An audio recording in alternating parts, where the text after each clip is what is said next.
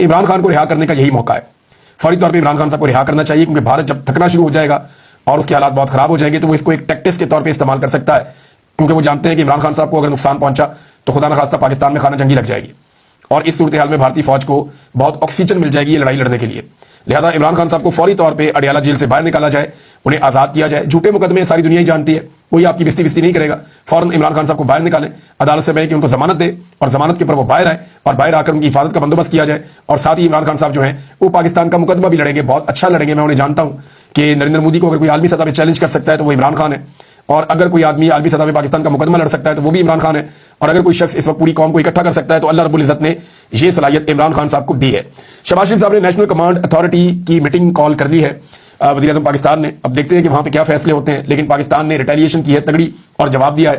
ابھی تک جو شریف خاندان ہے انہوں نے مودی کو جواب دینا مناسب نہیں سمجھا.